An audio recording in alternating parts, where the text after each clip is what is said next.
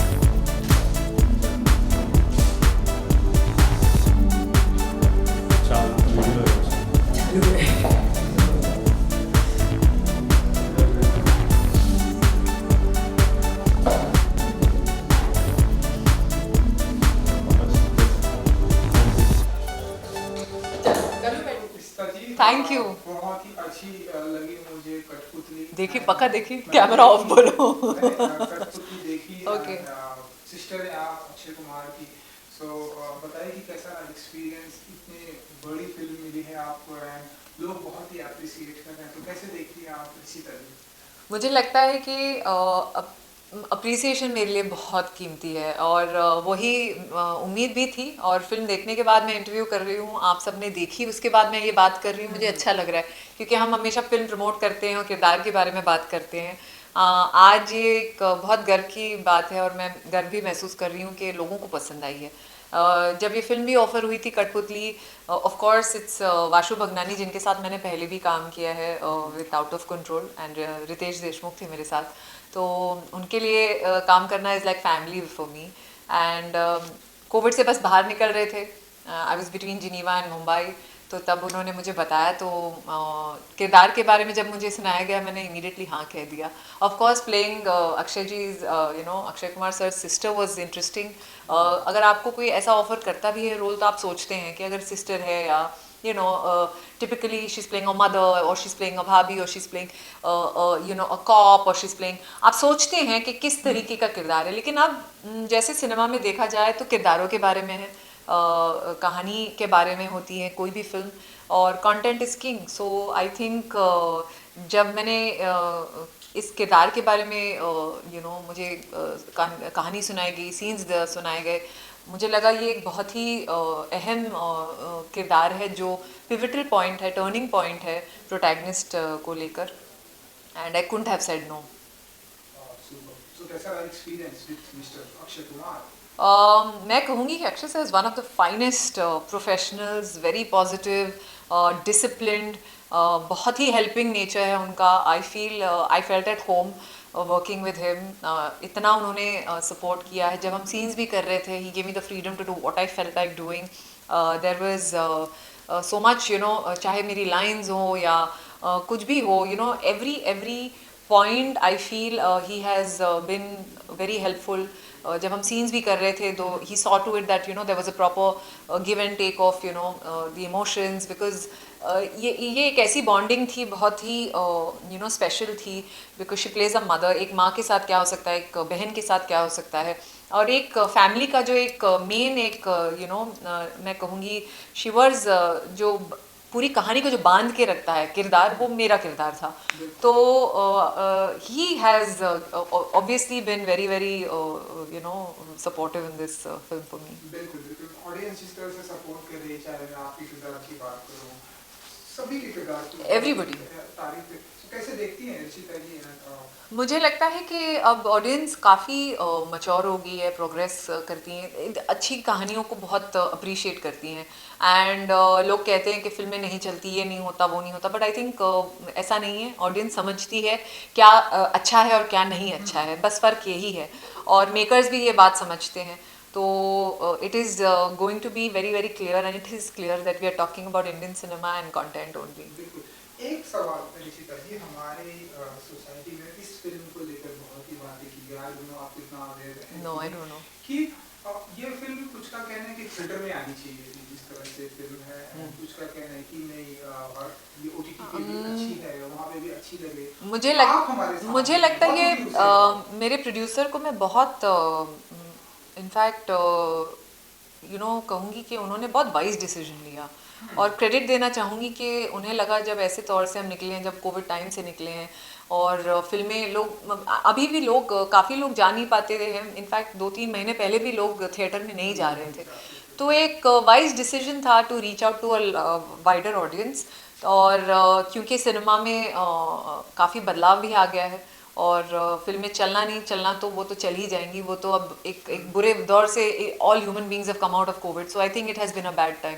But चाहे cinema हो या कोई और भी इंडस्ट्री हो, तो असर तो होना ही था। मगर एक वाइज डिसीजन था ताकि ये कहानी हर एक तक पहुंच सके। आई थिंक क्योंकि इसे OTT पे डायरेक्टली रिलीज़ की गई, इसलिए वो शायद सक्सेसफुल भी है, एंड लोगों ने देखी भी, और आज भी लोग देख रहे हैं और मुझे फ़ोन कर रहे हैं और कह रहे हैं कि क्या फिल्म बनी है। एंड मेरे किरदार को लेके या फिल्म को लेके या सारे मतलब बेसिक परफॉर्मेंसेस को, ऐसा कोई होगा नहीं, और शायद ये वही ऑडियंस है जो शायद थिएटर ना जाती। तो मुझे लगता है ये फिल्म को लेके एक बहुत ही specific, I can speak for this film for sure. बिल्कुल। एंड क्रिमिनल की अगर मैं बात करूँ, क्रिमिनल ही होता है, चाहे वो कोई भी क्राइम करे। इस फिल्म में तो हमने देखते हैं कि बच्चों का क्रिमिनल होता है, लेकिन हमारी सोसाइटी में भी हम देखते आए दिन ऐसी रेप की खबरें आती रहती, चाहे मुंबई की बात करें, रिसेंटली दिल्ली में हमने देखा, कभी बैंगलोर में आती। सो ऐसी, क्योंकि आप एक लेडी हैं एंड आप एक फीमेल एक्टर भी हैं, सो ऐसी जब खबरें आती हैं तो क्या रिएक्ट करती हैं आप, क्या कुछ होना चाहिए आपके अनुसार ऐसी? आई थिंक सोसाइटी में अवेयरनेस क्रिएट होनी ही चाहिए, और सख्ती से पेश आना पड़ेगा हर को, क्योंकि और एक मैं मानती हूँ हर एक महिला को अपनी सेफ्टी समझनी चाहिए। और अगर गॉड फॉरबिड अनफॉर्चुनेट कोई सर्कमस्टेंस हो तो there should be help available. काफ़ी अवेयरनेस क्रिएट की गई है, बट उम्मीद करती हूँ कि इट विल बिकम बेटर। मैं अपनी तरफ से जितना भी I am you know I interact with anybody who is a woman और अ फीमेल और अ यंग गर्ल, और you know I always try to educate them, and you know safety measures लेनी चाहिए। बड़े शहरों में थोड़ी सी प्रॉब्लम कम होती हैं कई बार, जितनी छोटे शहरों में होती है उतनी। तो आई थिंक ज़रूरी है कि हम और थोड़ी सख्ती इसे यू नो परखें। बिल्कुल। एंड कठपुतली के सक्सेस के बाद अब हमने सुना है कि ढेर सारे बैक टू बैक का काम कर रहे हैं, कुछ एक सीरीज भी आने वाली है आपकी, कुछ एक फिल्में आने वाली। तो बताइए कि अब जो अपकमिंग आपका अनाउंसमेंट होने वाला है वो क्या है, क्या कुछ धमाका करने वाले हैं? वेल कुछ फिल्में तो डेफिनेटली हैं और मैं जैसे ही वो रिलीज़ होंगी, मगर इंटरेस्टिंग पार्ट ये है कि हर साल इंटरनेशनल फिल्म फेस्टिवल होता है हमारे देश में जो गोवा में होता है, और मैं उसका हिस्सा रह चुकी हूँ 2017 और 2018 में। मगर इस साल खास है, मैं फिर से I am on the steering committee of IFFI, and ख़ास ये है कि we are celebrating 75 years of independence, and उसी काम से I was sent to Venice, the Venice film festival, and मुझे वहाँ से भी इनविटेशन मिला था to be a part of delegation. So मुझे लगता है कि it was a proud moment where I could go and try जो हमने मुद्दा वहाँ उठाया था, to build a common audience the world over. तो आज हम अगर देखें तो फिल्मों में भी चाहे वो इंडियन सिनेमा हो या कोई भी भाषा, कोई भी अंतर्राष्ट्रीय भाषी फिल्में हों, उसमें हम हमेशा कंटेंट देखते हैं। भाषा इज़ नेवर अ प्रॉब्लम। जैसे मैं अगर साइलेंट फिल्म भी देखूं और मैं समझ जाऊं तो मुझे बहुत अच्छी लगती हैं। तो अब माध्यम बदल गए हैं, टेक्नोलॉजी बदल गई है, मेटावर्स के बारे में बातें हो रही है, वर्चुअल रियलिटी के बारे में बातें हो रही हैं, और सिनेमा हम इतना प्रोग्रेस कर चुके हैं हमारे देश में कि ऑलरेडी हमारे गवर्नमेंट ने ये फॉरेन फिल्म प्रोडक्शन को इंसेंटिव देने की बात शुरू कर दी है, beginning from the Cannes film festival, कि जितने भी फॉरेन प्रोडक्शंस हैं हमारे देश में आए और फिल्में शूट करें तो हम उन्हें 30% इंसेंटिव देते हैं प्रोडक्शन में, और स्टेट भी प्रोडक्शन वैल्यू पर आधारित उन्हें इंसेंटिव्स देती है। तो मुझे उम्मीद है कि ये जो इनिशिएटिव है, जिस चीज़ का मैं हिस्सा बनी हूँ, मुझे खुशी है कि फिल्म इंडस्ट्री का हिस्सा बनकर इतने सालों से जो मैं काम कर रही हूँ, मैं कुछ कंट्रीब्यूट कर पाऊँ, and hopefully by 2024 India will truly be the content hub. And दूसरी एक ख़ास सीरीज़ है जिसका मैं अहम हिस्सा भी हूँ, जो हमारे आदरणीय प्रधानमंत्री जी का विजन है, वो है Swaraj. Swaraj is about our unsung and sung heroes, जिन्होंने हमें स्वतंत्रता दिलाने में इतनी जद्दोजहद से मेहनत की है, एंड आज हम उन्हें ही सेलिब्रेट कर रहे हैं। और ये खुशी की बात है कि हमारे आदरणीय प्रधानमंत्री जी ने हाल ही में ये कहा है कि इन्हें स्कूलों में भी दिखाया जाए, कॉलेजेस में दिखाया जाए, ताकि युवा पीढ़ी इससे प्रेरित तो हो ही, मगर उन्हें एक एजुकेटिव फॉर्मेट में भी दिखाई जाए, क्योंकि ये कहानी शुरू होती है अराउंड 1478 से लेके 1947 तक। सो पोर्चुगीज़ इन्वेजन से लेके आज 1947 तक, एंड इनफैक्ट आज तक अगर हम बात करें तो काफ़ी चीज़ें हम टेक्स्ट बुक्स में नहीं समझ सकते हैं, काफ़ी चीज़ें हम पढ़ के नहीं याद कर सकते हैं, जो हम देखते हैं वो हमें याद रहती हैं, जो सुनते हैं हमें याद रहता है। तो मुझे याद है कि महाभारत और रामायण भी हमें वैसे ही याद है। तो एक स्पेशल रोल है मेरा, आई प्ले रानी लक्ष्मीबाई, और हर एक एपिसोड एक एक हीरो को डेडिकेट किया गया है, और उनमें से जो भी नारियां हैं उनको स्पेशली जो, एंड बहुत ही कम थी, कुछ के बारे में तो हम जानते भी नहीं हैं। तो जब मुझे रानी लक्ष्मीबाई का किरदार दिया गया, वो उन्होंने शूटिंग शुरू कर दी थी, but I quite thought this is a very special thing to be a part of. Docudrama है तो रिसर्च भी बहुत किया गया, उसके पीछे मेहनत भी की गई है, एंड द प्रोडक्शन वैल्यू भी जो है कॉन्टिलो पिक्चर्स उन्होंने बनाई है। तो आई थिंक ओवरऑल इट्स लोगों को अच्छी भी लग रही हैं, 4-5 एपिसोड्स ऑलरेडी शुरू हो चुके हैं। तो yes, it's very very well received, and let's hope, and मैं खुद एज अ रिस्पॉन्सिबल इंडियन महसूस करती हूँ कि हमारी युवा पीढ़ी में, और हमें भी इनफैक्ट इस इन हीरोज़ के बारे में, इन महानायकों के बारे में हमें इंफॉर्मेशन हमें होनी चाहिए, हमें पता होना चाहिए, और जनरेशन्स टू जनरेशन्स हम इन्हें याद रखें। क्योंकि रानी लक्ष्मीबाई के ऊपर उनका किरदार आपका नहीं है, तो कैसी रही शूटिंग और कितना शेड्यूल बाकी है? वेल, शूट तो I have finished, I have completed, and हम लॉन्च के पहले भी मैं गई थी, फिर मैंने शूटिंग की, पर करते वक्त भी बहुत to feel that character, and क्योंकि वो एक यंग एज तक ही वो जी हैं, उनकी जो कहानी है इस short span of time, I think she was 29 और 30 ईयर्स ओल्ड, उनका देहांत हो गया, बट वो लड़ते लड़ते जो उनका वो, एंड स्पेशली उनका वो उनकी कहानी जो है, we have not started from childhood, specially वहाँ फोकस किया गया है जहाँ पर उनकी लड़ाई हुई है, और जिस तरीके से उन्होंने हमें स्वराज दिलाने में उनको उनका योगदान रहा है, उस पर्टिकुलर एपिसोड के बारे में है। तो वॉर सीन्स है, कुछ इम्पॉर्टेंट सीन्स है जहाँ पर वो एक अपने बच्चे को जो वो एक she lose a child, she गोद लेती हैं। तो एक वैसे पॉइंट से शुरू होती है कहानी, और it speaks of that one particular emotion that she has gone through. And हम हमेशा कहते हैं कि कोई भी नारी होती है शक्ति, अगर हम नारी शक्ति के बारे में बात करें तो अगर स्ट्रॉन्ग लेडी है तो हम कहते हैं झांसी की रानी है। आज भी मैं कहती हूँ कि हर लड़की में कहीं ना कहीं एक स्पिरिट है उनकी अलाइव, एंड विमेन एम्पावरमेंट की भी हम बातें करते हैं, तो she couldn't have been better example. So कब तक आ जाएगी ये लोगों के बीच में? ये शुरू हो चुकी है, and hopefully you should see it soon, because वो ऑर्डर में जा रही है। उनकी कहानी is around 1800 something, so it will take some time, but yeah let's hope soon. तो ये कौन से प्लेटफॉर्म पे आएगी या this will be on DD National. Yes, and on DD National, Sunday 9 PM every day.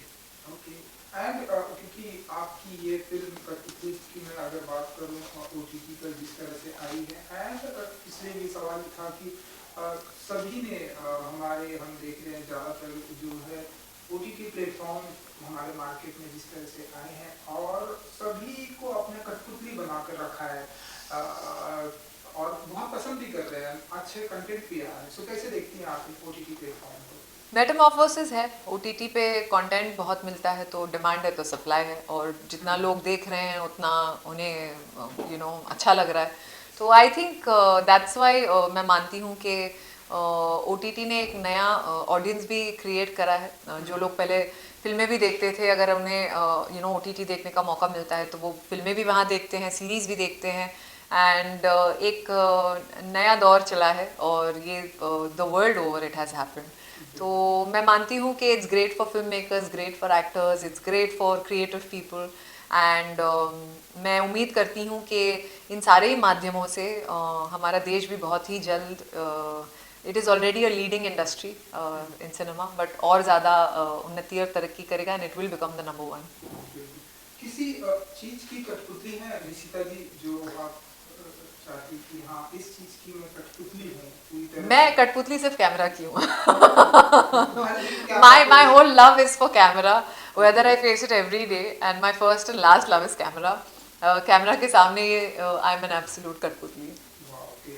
चलिए ऑडियंस को कुछ कहना चाहेंगे जिन्होंने इतना अप्रिशिएट किया है, एंड अभी भी लोग फिल्म देख रहे हैं, जब भी वो फ्री होते हैं वो फिल्म देखते हैं, आपको मैसेज करते हैं, उन्हें कुछ कहेंगे आप? मैं ये कहूँगी thank you and thank you, क्योंकि ये पहली बार ऐसा हुआ है जब कई बार होता है कि फिल्म रिलीज के बाद मुबारकबाद आती है, लोग फ़ोन करते हैं और बात करते हैं, लेकिन इस बार तो ये है कि देखने के बाद ही हमें पता लगा है कि exactly what is the result. And ये तो मतलब मुझे शायद लास्ट महसूस हुआ था मेरे स्कूल या कॉलेज डेज में कि एग्ज़ाम दे दिए और we come out with flying colours. तो बहुत अच्छा लग रहा है। मैं ऑडियंस को यही कहूँगी कि thank you for the love and support, and we couldn't have asked for more. Super. Thank you, so much. Thank you, Good luck. Thank you.